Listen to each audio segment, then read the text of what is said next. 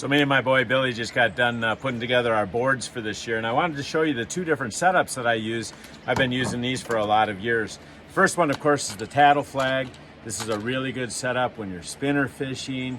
You get those fish that just barely bite that crawler. You a lot of times can see that and then actually feed them line and actually get them to bite as that spinner kind of goes down. So tattle flag's real good for that. It's also really good for in situations where I've got small fish, like small walleyes I'm going for, even cranking for them, or if there's a lot of junk fish around, that tattle flag can show everything.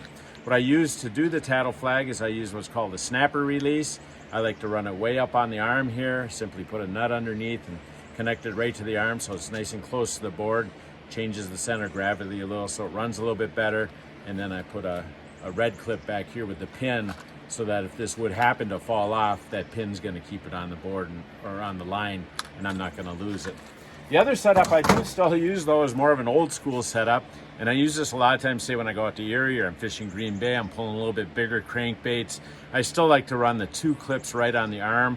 The reason for the two clips on the arm is when a fish bites, you know, your line is back here with the crankbait on it. When a fish bites, it's gonna torque that back clip like this, and it actually makes the board run funny, and it's a little bit easier to read instead of just watching for the pullback of the board.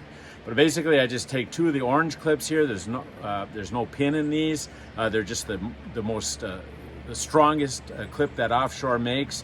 I run the line from the rod into this one. I run the line back here, back to the bait, and it just runs in the water. The reason I like this a lot too is because it's the least amount of weight you can have on that arm, so this board really runs out to the side real well. And again, especially good for crankbait. So I got them all ready to go here in the box. I use both the conventional, kind of a pro setup it's called, and the tattle flag, so I can see those fish when they bite, and I'm out trolling.